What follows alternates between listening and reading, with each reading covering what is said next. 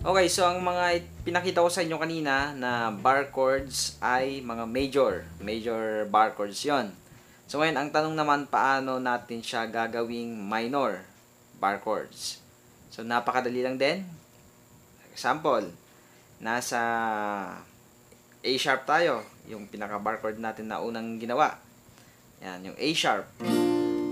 So by the way, ang A sharp ay tinatawag din siyang B flat. So parehas lang yon. So let's proceed sa ating paano natin i-minor yung major na bar chord. So ito tayo sa may A sharp. So paano natin siya i-minor? Nakakita niyo yung aking pinky? Ito, maliit na daliri. Babawasan natin siya ng isang fret or ng isang note. So bali i-atras natin siya dito sa second fret. So ngayon nasa third fret siya. Nakaline siya sa third fret. Ililipat natin siya sa may second fret. Magbabawas tayo ng isang nota. So para magawa yan ng maayos, dahil hindi naman natin kaya ilusot dito yung ating pinky o ganun, tapos mga ganun tayo, i-form natin siya ng maayos. Ang gagawin natin, exchange natin yung position. Imbis na yung pinky, lagyan natin dito yung middle sa second fret, second string, ito. Then, saka natin ilalagay yung dalawa. Sa naka-position dapat kanina ng middle at saka ring. Okay.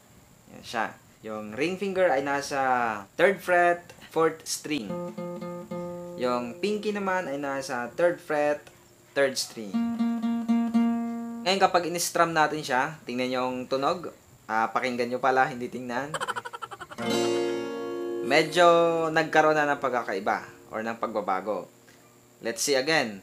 A sharp muna tayo. Then, A sharp minor na ang tawag dito. Oh. Anong una nyo napansin dyan? Of course, masaya, yung A sharp, major. Pagdating sa minor, naging malungkot.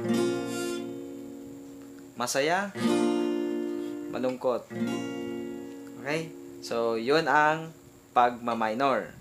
From major to minor. Magbabawas ng isang note. Then, halimbawa, yung next ng A sharp ay B. Of course, ibabawas din natin yung nasa pinky. Ganon din yung position. Pansinin nyo to mga katupa. Ganito din yung position ng pagma-minor natin sa B minor. Bali, B minor na siya. From B major. Okay. The same. Kanina yung A sharp minor. Ganyan. Pag in-slide natin siya, pababa, minor na lahat yan. Okay? Minor na lahat ang magagawa natin dyan. Ito yung shape lang. I-slide lang natin. Tingnan nyo, A sharp minor. Next ng A sharp ay B. B minor. Next ng B ay C. C minor. Next ng C ay C sharp. C sharp minor. Next ng C sharp ay D. D minor. D sharp minor. E minor. Etc.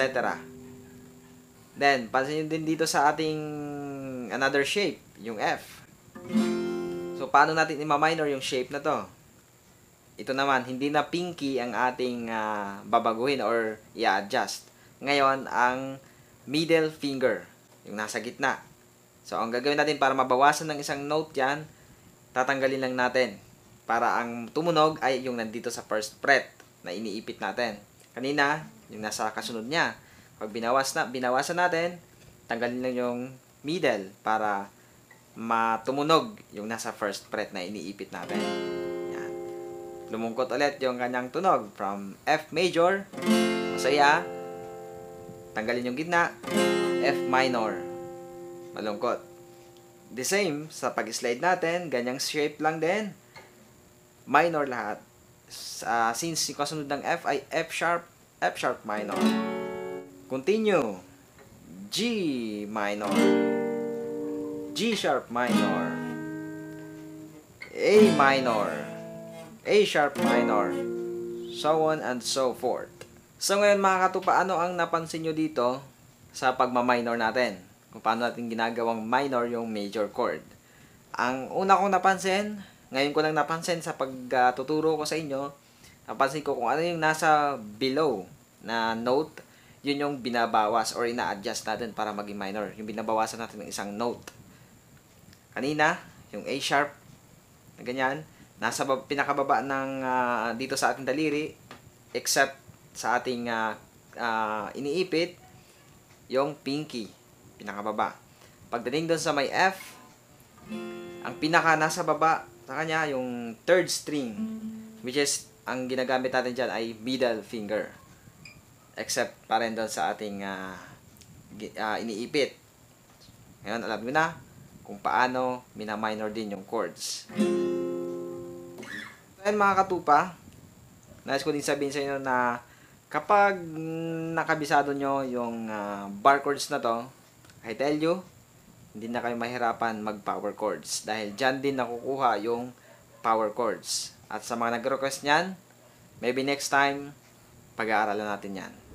Baka pwede mong i-like yung video na to at baka hindi ka pa nakasubscribe sa aking channel. At kung gusto mo na maabangan yung mga susunod kong tutorials kagaya nito, pindutin mo na yung subscribe button na nasa baba at yung bell notification tsaka yung all para siguradong updated ka sa mga bagong videos na in-upload ko. At baka may request ka din na mag-comment ka lang sa baba. So yun mga katupa, hanggang dito na lang siguro yung video na to. Abangan nyo na lang yung next tutorial natin. At napansin nyo, more on guitar lessons tayo ngayon. Dahil gusto ko na ma-build up din yung inyong knowledge about sa gitara, kung ano yung mga natutunan ko. Although I am also a basic guitarist, pero kung ano yung nalalaman ko, tinuturo ko sa inyo para may nalalaman din kayo. Okay? So before we end this video, tayo mag-shoutout muna sa mga talagang nanonood ng ating video sa channel na to. Shoutout sa iyo, Christian Jule. Shoutout, Joel and Karen's TV. Shoutout sa iyo, Leonora Kamahalan. Shoutout sa iyo, God's Love Stream at Zeus Glenn Mendoza. So maraming salamat mga katupa sa inyong panonood. Jesus loves you. All the glory belongs to God. Talaga, ang ginagawa dyan ng iba ay... Huwag ka muna dyan, huwag ka muna dyan. Ginagawa dyan ng iba ay... ganito ang kanilang perform. Yung pinky naman ay nasa 3rd fret, 3rd string.